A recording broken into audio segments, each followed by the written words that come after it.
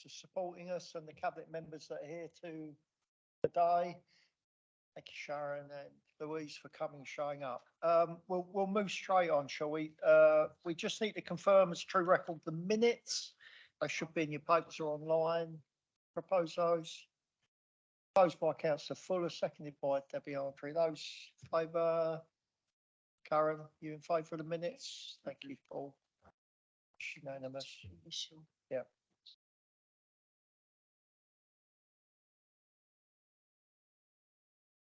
That's fine. That's fine. That's paper. That's paper. That'll last 1,000 years, that paper.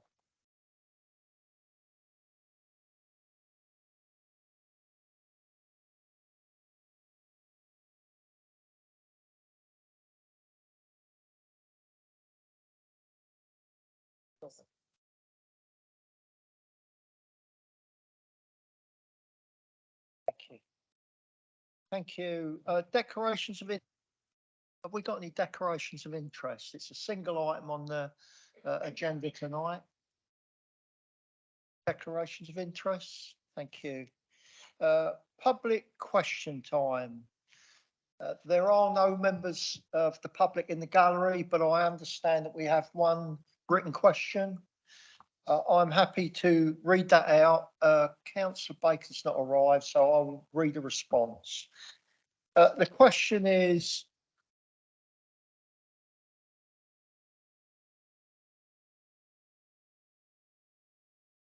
yeah, okay. Thank you. So the question is from Simon Richards, and it's to the Cabinet Member for Children's Services, Councillor Bacon, who is unfortunately unwell this evening. Simon's question was, I welcome the Cabinet Member for Education and Corporate Services to their new role.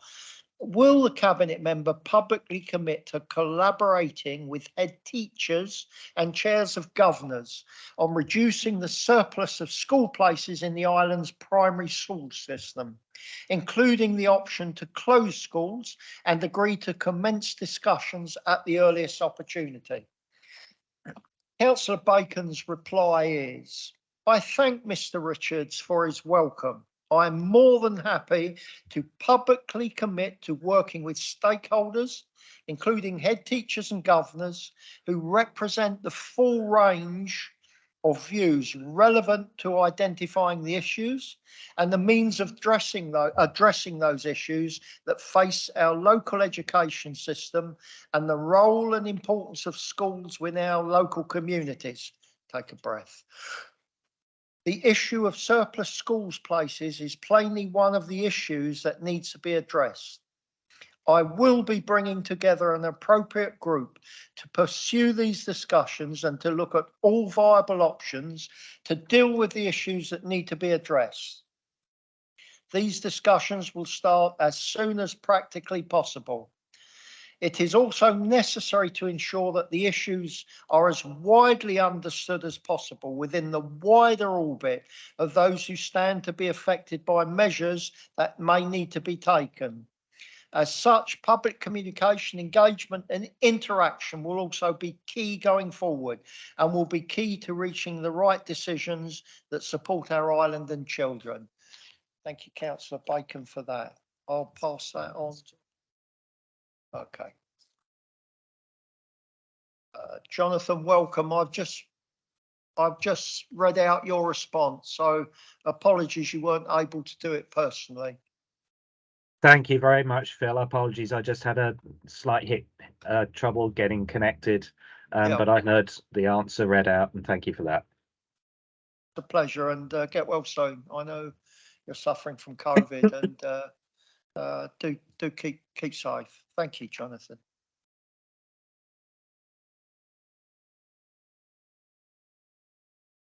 On to item 4, Chairman's announcements. I don't have much to say, but I will say one thing as an announcement that comes out of a pledge I made and we made as a group at full council to investigate cross-chamber working, and I can announce that today I met with the leaders of all of the groups in this council, the EI group, the Conservative group, Councillor Jeff Brodie and Councillor Andrew Garrett. Unfortunately, Councillor Quigley couldn't make the meeting, but he texted in and is aware of, and I'm talking to him later, aware of what the discussion was about and supportive. I'd just like to add that at that meeting, we offered out a solution to cross-chamber working along the lines of support for cabinet members on 4 portfolios: on housing, on adult social care, on children, and on our budget stroke finance. I'm happy to say that those proposals were received well. Some members of one of the political groups has gone away because of developments today within their own group, where their leader has stepped down, and they are currently with a temporary leader, and he has gone away to discuss with his group the proposal. I can say that, and Councillor Jarman's in the room, that I've had a positive response today, this afternoon, and I thank Councillor Jarman for that, from Councillor Jarman on behalf of the EI group, and we are going to move forward with the proposal and hope that the Conservative group will also join us in due course in that way forward. So I thank all of our members for that, and I hope this is going to be a successful attempt at working cross-chamber. So that's really my announcement. I've got nothing else to say. Sure, there's no questions. Chris, do you need to? Would you like to ask them? No, thank you.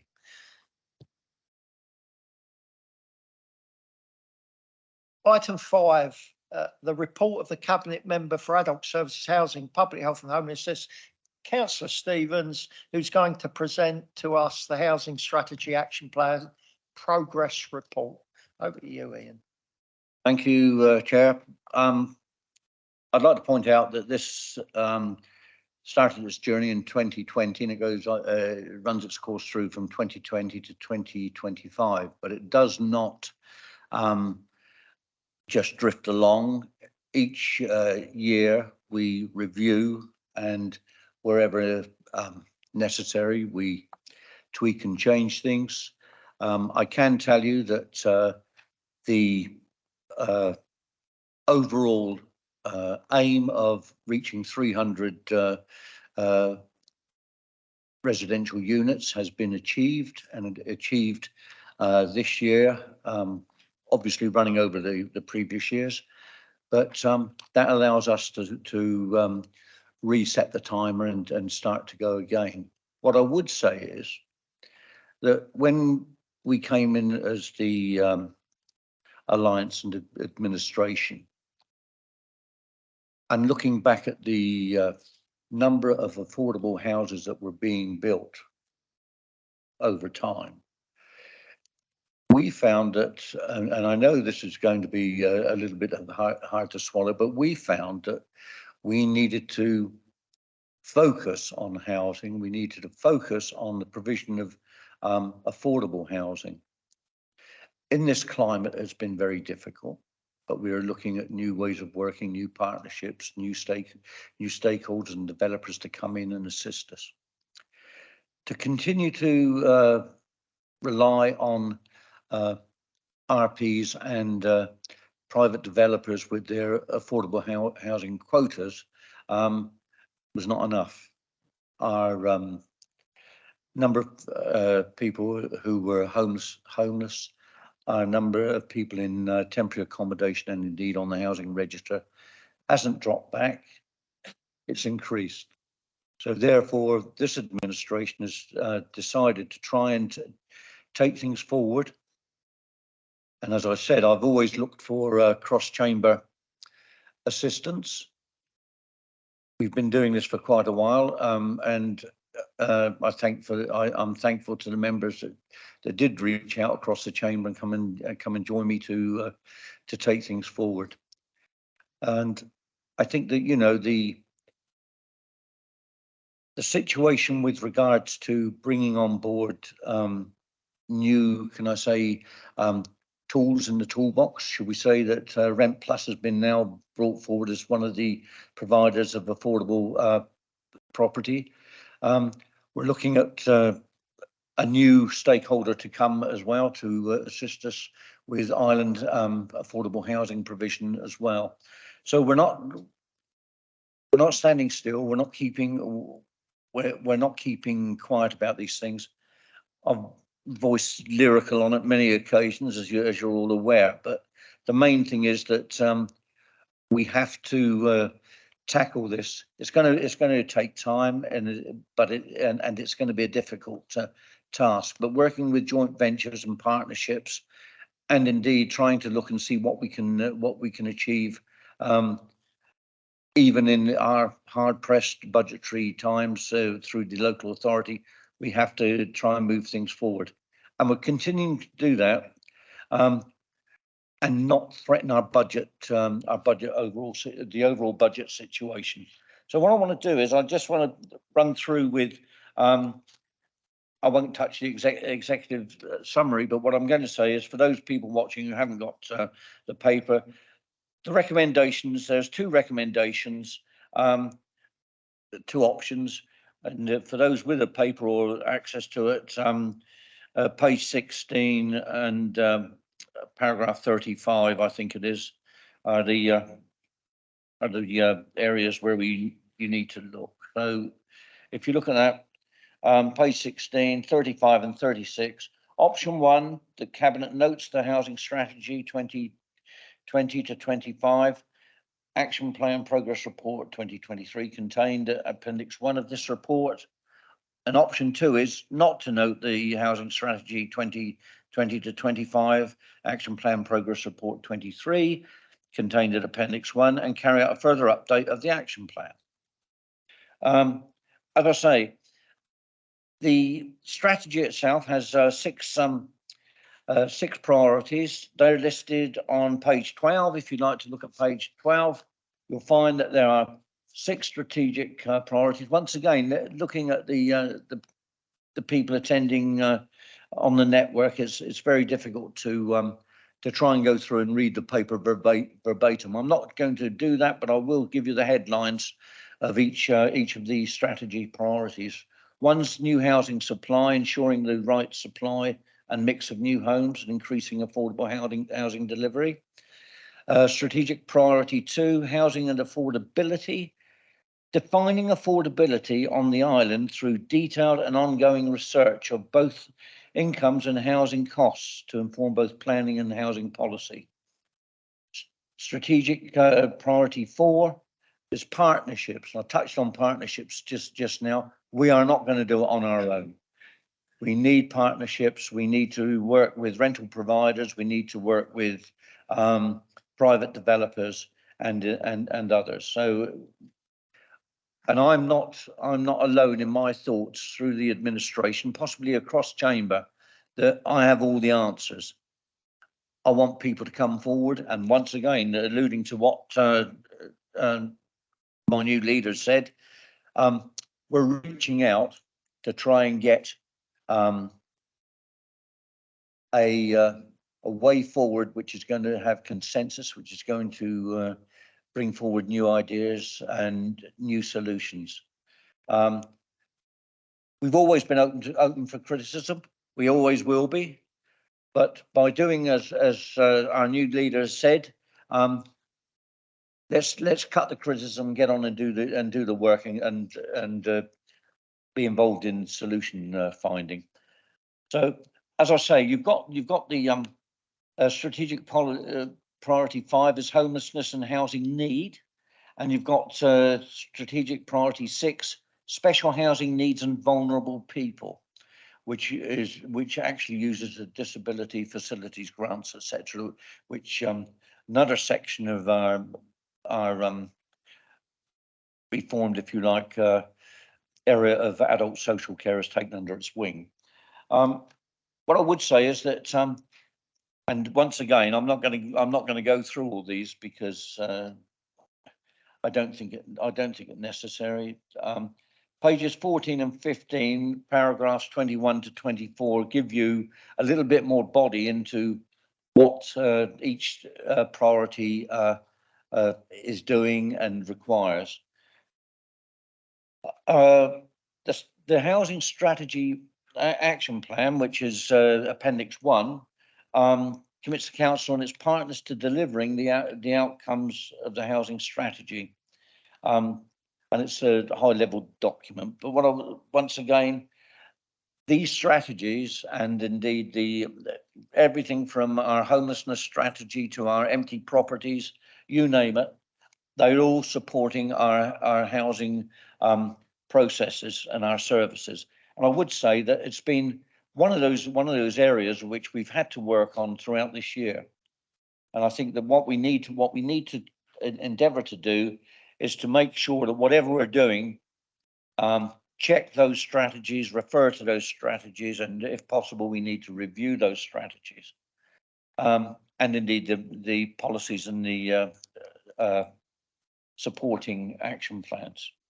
Because if we move one, it's like anything. If we move one thing, then we might displace another. So we need to make sure that what we're doing is a cohesive way forward.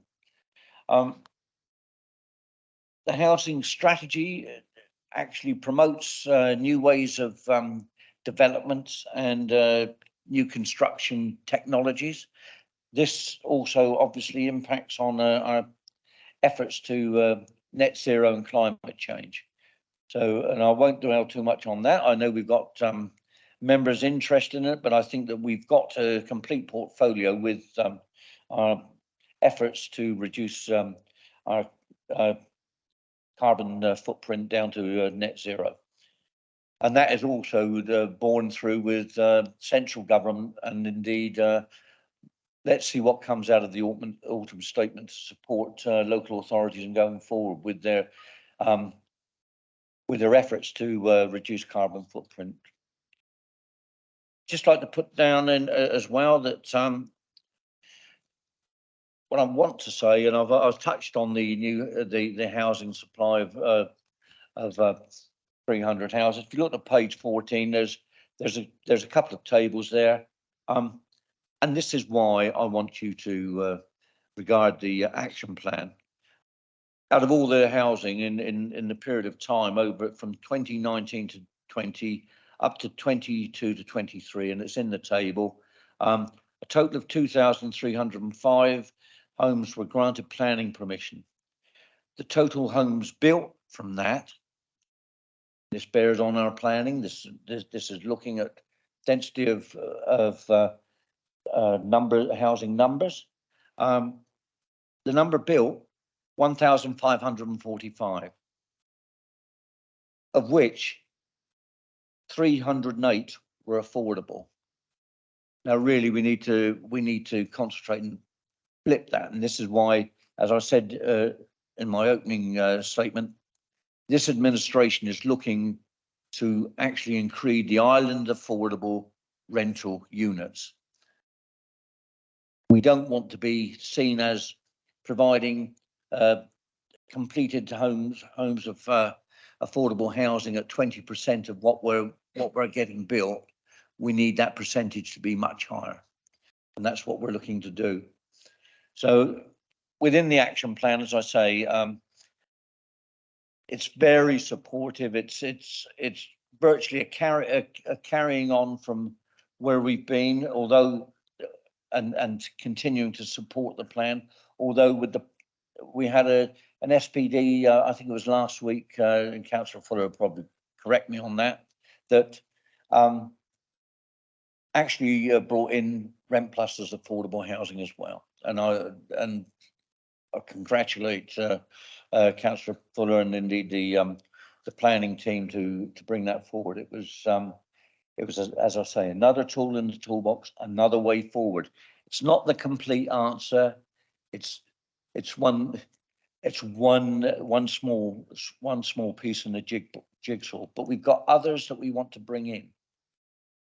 We don't want to be a one-trick pony that everything fails because rental providers haven't got any money, they've got no sites, they can't build.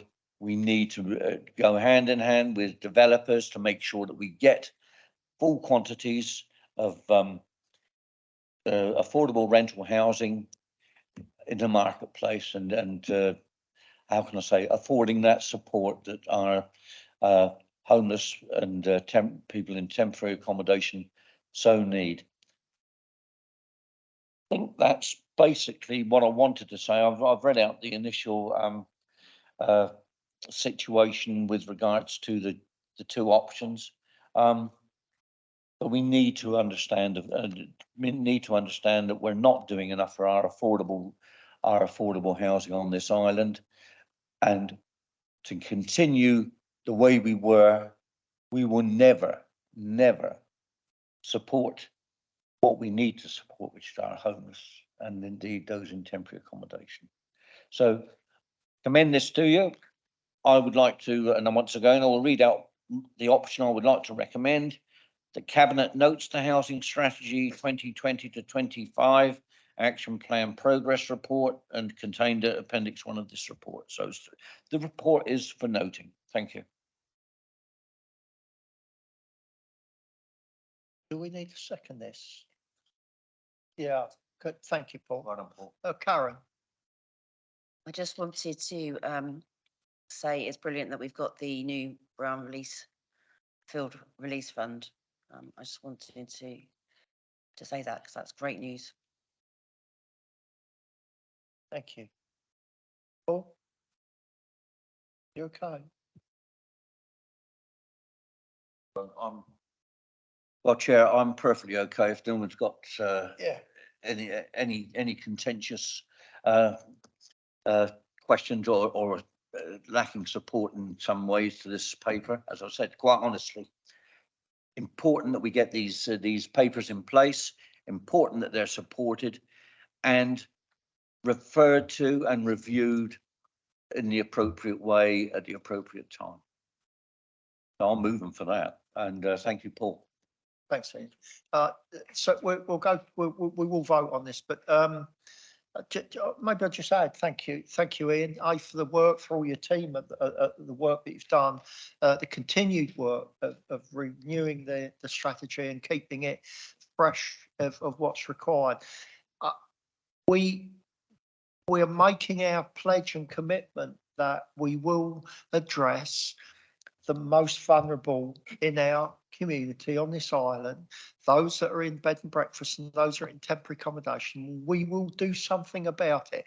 We may not get to the end of this council and have dealt with the whole problem. I'm sure it's a little bigger than that, but we will start the process of dealing with that. It is not, I personally am not going to accept our families in bed and breakfast, and so Ian, your work on your strategy is welcome, and I hope we can make that into an outcome on some small numbers of people that are the most vulnerable and the least well off in our for varying reasons in our community. So thank you, Ian. Those in favour of noting the, thank you, that's unanimous. Cabinet member announcements. Normally this is where you all wax lyrical and tell us all of the great work that you're doing. I'm sure it's going to be no different, or maybe it will be. Debbie. Thank you, Chair. Well, as I hope people would now expect of me, I have hit the ground running as Cabinet Member for Adult Social Care and Public Health. Whilst it's still early days, I have already had a full meeting with the Adult Social Care team. This morning, I had a full briefing from the Public Health team. My previous position as Cabinet Member for Children's Services and Education there is a lot of synergy between the two portfolios, and I've already found that I am able to bring the knowledge that I gained as cabinet member formerly to my current role. On top of that, I do actually have lived experience that will benefit me moving forward. I am confident that I've got a very good team, both in adult social care and public health. I'm aware that there are some issues that naturally fall within this portfolio, but as our leader says, I don't expect to solve all of those issues, but what I will commit to is to looking for both short-term and long-term solutions. And that's what I am already looking at and identifying moving forward. Just one thing that has already been recently publicised is that the Gouldings care home that is owned by this council has been totally refurbished, has can take 26 residents, and it will be reopening very shortly, hopefully at the beginning of next month. And I thank everyone that was involved in that project, and I look forward to seeing it for myself. Thank you. Thank you, Debbie. It's good to hear about some of those initiatives like the Goldings. Good to hear you've hit the ground running. Remember, it's a relay. It's not a relay. It's a marathon, not a sprint race. Paul.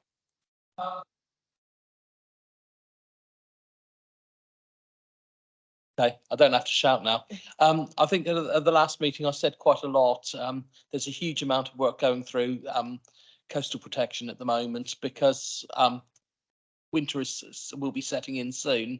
I know we got contractors all over the island trying to plug all the gaps that there are within our sea defences. So big thanks to the team that I've been working with in coastal protection. Yesterday I had a meeting at the Solent Forum, which was very, very interesting, talking about some of the environmental aspects of some of the issues that we've got. Again, a lot of people talking to me about water quality, and hopefully we'll be able to bring something forward in the future. Thank you. Thank you, Paul. Keep up the good work. Not much to say, but I went to the fire authority this week, and on that agenda was the fire risk assessment, first stage of that. So I'm going to make sure that I get that out to all members so you can have a look at it before we go on to the next stage and what that means. So I just wanted to let people know that. I'm also going to send out to members and get some more focus on Friends Against Scams training, so members can verse themselves on all about scams and hopefully educate their residents and get that in their newsletters. And also thanks to the police that I went out on Blues and Twos on Friday night, which I thoroughly enjoyed, and it was very informative. And if people think the police don't do anything, they're very misrepresented there. So thank you to them. Thanks, Karen. Did you just want to mention some of the work that I know you're doing on community safety and cameras and community safety partnership, for example? So as just community protection is my big thing, but we're going to reset the community safety partnership to try and get more people involved. And I would put out a call to everybody from stakeholders. So we're talking about police are very involved when we talk about stakeholders, fire, health services, rental providers, etc. If you want to be involved in that, then I would really put out that we put everything into that and really look at what's going in the community and get a hold on it. And then going on from that as well, one of my personal crusades is actually to look at our CCTV, which I'm working with police on as well, and try and get them manned again. And again, get a hold on our ASB, get trust back in the police, and let's look after our community. Well done, Karen. Great initiative on the cameras. Let's hope you're trying very hard on it. Let's hope you can get some success in it. Thank you for all the work you're doing. It's appreciated by many people in our community. Jonathan. Thanks, Leader. And thank you for reading out the answer to the question earlier. I do apologise again. I was late joining. I certainly haven't hit the ground running, unlike Councillor Andre, having managed to contract COVID after a few days away. But I'm doing what I can to start to get to grips with my new brief. Certainly next week will be very busy when all the meetings I'm starting to set up will be starting to take place. That said, I would like to mention that I was very much planning to make a statement this evening along the lines of the answer that was read out. It's something that's been in our minds for a while in any event. But I thank Mr. Richards again for not prompting it, but bringing it to the fore, perhaps. I'd like to think that what is set out in that statement ties in very much with the cross-chamber working that you are working so hard, Phil, to bring about. But also it will stretch more widely than that, as my hope is to engage with stakeholders and points of view across the education spectrum. And as I said, school places is a key, if not the key issue at the moment. But the sort of working that I'm hoping that body I referred to will bring together will, I hope, have a much wider use and impact than just that one issue going forward. So due to circumstances, nothing else to report other than just to, as I say, highlight and underline those things in that answer given earlier. And I'm very much looking forward to being back in the saddle properly next week. Thanks. Thank you, Jonathan. Thank you for coming in. As I said, I know you have COVID and it's awkward. I'm surprised you're under the duvet, as they say. But thank you for coming in and telling us. I'm encouraged by your ideas for even wider collaboration in the community and across the sector of children's services. So look forward to that. As soon as you get your running shoes on, Jonathan. Ian, have you got anything further to add? That was pretty comprehensive. Well, thanks, Phil. I've got a whole raft of things that are going on, but I'd rather, as per the paper that came before you, I'd rather report on something that has reached its maturity or has got results in place, rather than saying I'm doing this and it's ongoing business. I think that what we need to do is actually, when we come in with a report, is to say, right, this is what we're doing. This is the objective, and this is the result. I'll leave it at that, but I really feel that, you know, I've got some challenges, I must admit. So I'm really looking forward to seeing some of our cross chamber members coming in. I know that Councillor Jarman over there has got a lot to offer with regards to his talent with regard to finance, and indeed as I've worked with Martin Oliver, you know, on housing. That's another you know, really valuable resource. And I look on it as resource because, quite honestly, there's not one council member who's going to solve the Isle of Wight Council's problems. Not one. Together we stand a better chance. Together, it doesn't matter what political group you're in, or if you're not in a political group. I'll tell you what, the more people that come together and work together, the more chance we have of a success and taking things forward. And I really was quite encouraged by this morning's meeting, and the attitude, the positive attitude that was displayed there. Thank you, Leader. Thank you, Ian. That's encouraging also. I will just add that we were unfortunate at the weekend where Councillor Bacon and our Chief Exec tried to get to Stornoway, got as far as Glasgow, and the weather prevented onward travel on the day. The weather on the ground in Glasgow, the weather reports and forecasts were that it would be impossible on the Sunday at least, and potentially on the Monday, to get to Stornoway. And so made a decision to come back, and they came back.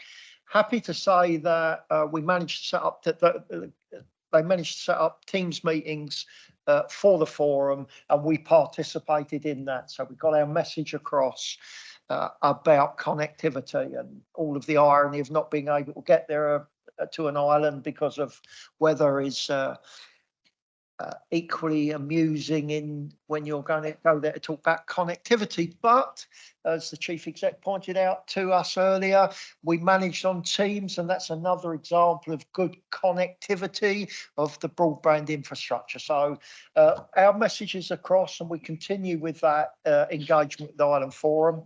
And we continue with our message to government about our plight as an island and our fair funding, our island deal, whatever narrative, whatever description we give to it. And I know the chief exec has continued with the work that she's put in with her team to give the evidence to government and the reasons why we need that extra funding. And we continue to do that. So that's an ongoing process. Don't know when government are going to finally unplug their ears and say we understand and here's some fair funding, but it carries on. Our work carries on. Consideration of the forward plan.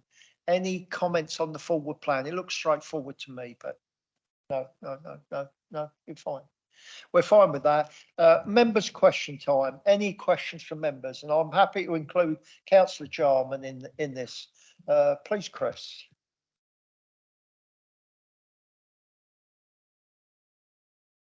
Letting the cabinet members ask their own questions first is more traditional.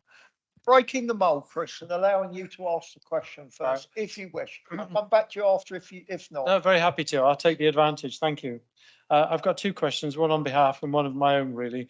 The first one relates to the the housing affordability SPD. And first of all, I should thank Councillor Stevens for his introduction on some of the material there. We all know that affordable and affordable to islanders are not necessarily the same thing. So at the September meeting where this came up, I listened very carefully, and I was particularly taken by the comments that were made by the cabinet member for planning regarding the fact that affordable housing needs to be accessible to more island people. And a question resulted from that, particularly the issue about deeper discounts being available. And it was asked by Councillor Spink, to whom a written response was given. His question was, how does the Housing Affordability SPD deliver housing affordable to residents at or below the average island wage? And this plays very strongly to the difference between affordable and affordable to islanders. The response was that the Housing Affordability SPD doesn't achieve that result. And I've read that written response because it was shared with me as well. Given that response, that the Housing Affordability SPD does not achieve that objective, how does the administration plan to ensure the delivery of houses which islanders at or below the average wage can actually afford? Thank you, Chris. Ian, do you want to respond to that? I don't know if you want to also.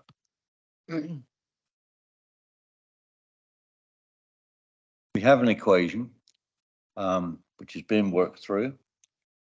We're revisiting, obviously, if the dynamics change, if salaries remain at a level and house prices increase, then obviously we will obviously revisit the equation that officers utilise, and we will go back and research and make sure that the island affordable is island affordable and not just affordable housing. In the spirit of cooperation, Councillor Jarman, I'm only too pleased to take you offline. Our strategic housing manager is back next week, and you're more than welcome to come in and have a session with the affordable housing manager, and indeed Laura Gordian, if she feels that she wishes to sit in. There's nothing hidden. There's a lot of effort that goes into making sure that Island Affordable is Island Affordable. Swimming against the tide, as you're aware, but I can assure you that we don't just come up with an equation, sit there and wait for the ship to sink. What we do is review constantly, and I've only got the utmost how can I say, thanks to the officer core of this authority who've gone through transformation, who've worked their socks off with less resource to actually continue to drive forward the Isle of Wight Council in a positive direction, bearing in mind that the action and the activity within the Isle of Wight Council, and this is island-wide, because we don't just all work in County Hall, island-wide affects all of our people, all of our island businesses. And I think that what we need to do through you, Chair, is actually say, you know, well done to our staff, because our staff are second to none. They've gone through change. You don't hear a complaint. What you see are people moving about steadfastly and getting on with the job, and that's what we're doing. That's what we're doing with Island Affordability as well. We won't broadcast things from the rooftop. We get on and do the job. Thank you. I'll come back if I may, Chris, because I think Paul's would like to say something also. Paul. Thank you very much, Chairman. I think the key is really how we dialogue with our developers on the island.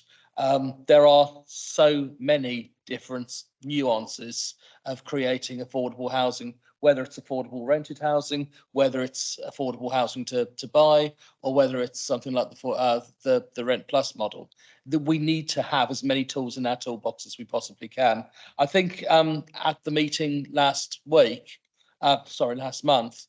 when we were talking about Island Affordable, I think what we need to do is we need to have that policy sharpened, put it into the island plan, and let's get the island plan actually adopted, because I think there will be many more opportunities to be able to see us being able to do much more for affordable housing than we've ever done in the past. So I think there is that need. I think one of the problems that we've got is with house building and the costs of materials escalating the way that it is not easy for developers to be able to put in their affordable homes. I think one of the things that we were discussing also in the group earlier on was about management plans. Again, you can buy a house, you can rent a house that is deemed affordable, but if you also have to pay for management plans as well, that can also be quite a disincentive. So I think that there needs to be an open discussion about this,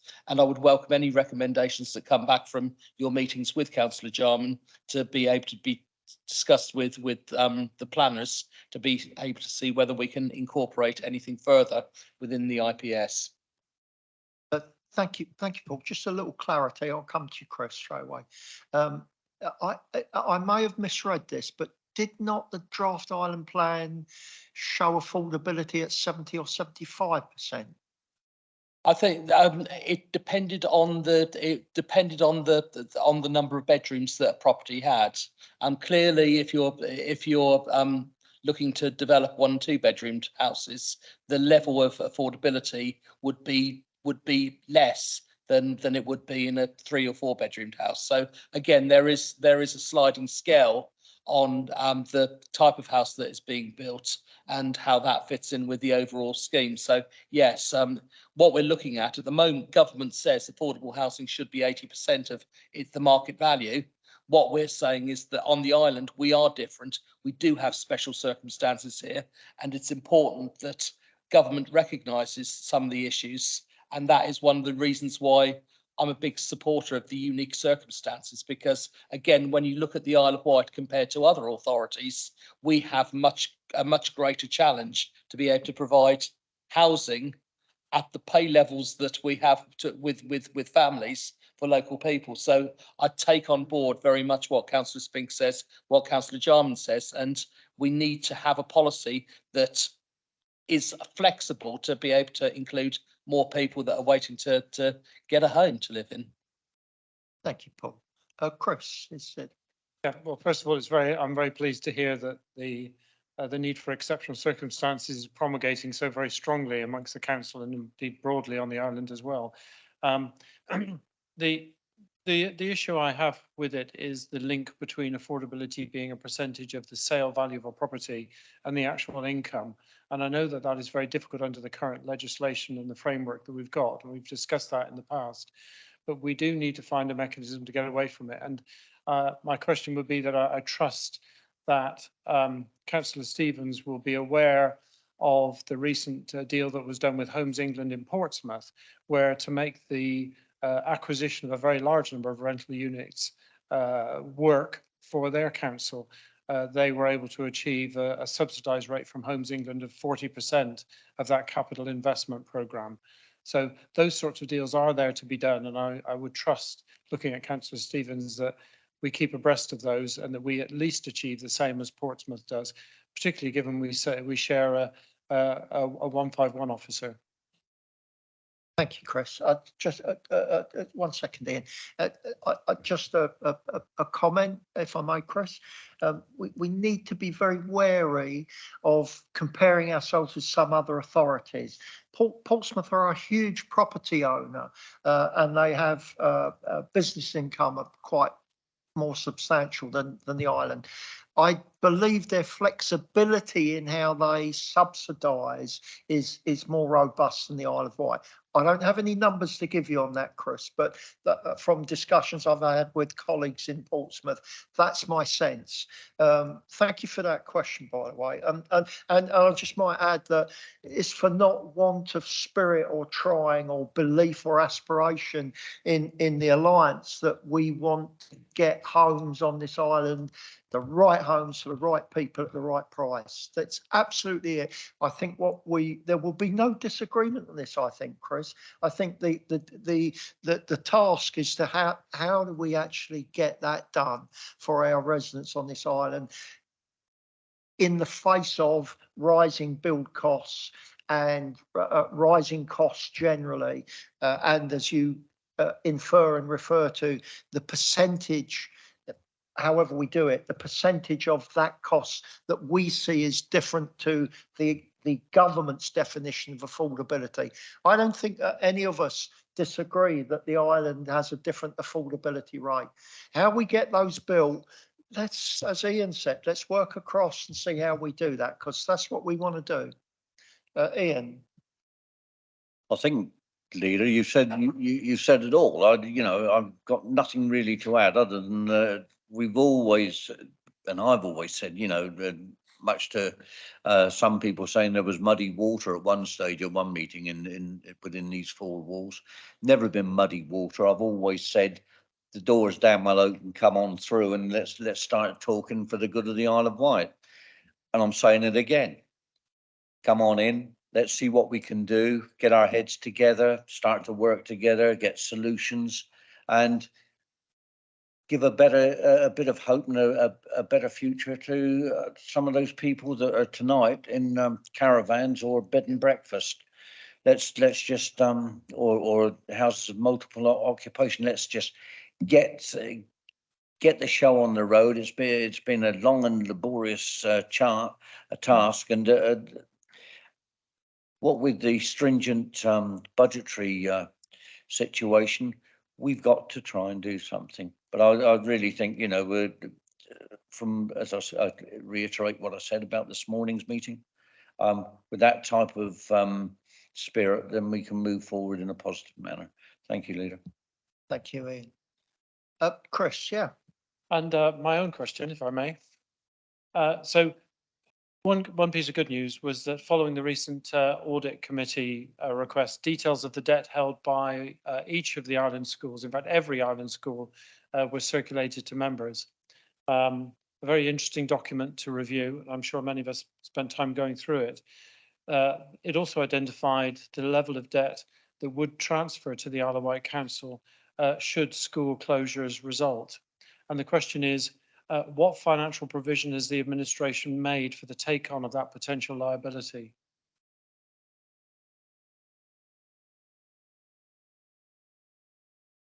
I've only just moved into this area, as you're aware, Councillor Jarman. No doubt you could answer the question a damn sight better than I could. So thank you very much for this. Thank you very much for your question. I have a meeting with our Section 151 officer and others within my new role. And I'll be taking that question forward and I'll return the answer to you. And you can mark it out of 10. How's that? Thank you. Thank you, Ian. Jonathan, you may have something to add. Thanks, Leader. Yeah. Again, I'm taking on a brief here, and I'm aware that that information was handed out and it seems to have been spread on Facebook as well. But the thing that must be understood is that that debt only transfers if and when a school is closed, and there are no current proposals to close schools. That may be coming forward, but we are a long way away from that. Of course, there is a very long process to go through, and part of that process would be considering any potential deficit and whether there might be a deficit at the point of closure. One thing I will certainly be talking with the current Director of Children's Services about is the management of school deficit. That is something that's actually within his remit rather than the finance department. I had to clarify that for myself today, so I'm don't blame Councillor Stevens for the answer he just gave there. That is something within Children's Services, and it is a key thing that I want to look at, because deficit is one thing. It is perfectly possible to manage deficit. I have given the example in the past of being a governor of a school where there was a deficit. Through close working with the Isle of Wight Council, that deficit was managed, reduced and extinguished. So I think we need to be careful here to avoid rushing to claim there's a problem of a large amount of debt that's going to be inherited when we are streets and streets away from that situation, and there's a very long process to go through which would involve management of any potential to inherit any potential deficit. So I'm talking myself into a corner and I can't remember exactly what the question was, but essentially we're not anywhere near the stage of inheriting that debt. If we were to be going down that route, there's a very detailed process to consider how that debt is to be managed, and that might mean there is no debt to be inherited. It is far more important to look at the future of the schools and whether and how they can be maintained, if they can be maintained, and how to best address the things from the future, the perspective of the future of education. So I hope that made sense. I'm feeling very fuzzy, but I just want to make the point that, you know, there's a bigger issue here, and also that we need to identify the correct issue rather than something that might be perceived by some which is not actually the situation. Thank you, Jonathan. Chris.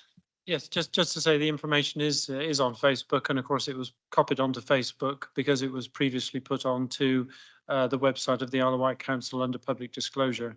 So just to clarify that. Thanks, Chris. Perhaps I thought I heard Jonathan, and he hasn't got his running shoes on yet, Chris. Give him a chance, and he certainly hasn't got his shorts on. To hit the ground speedily running.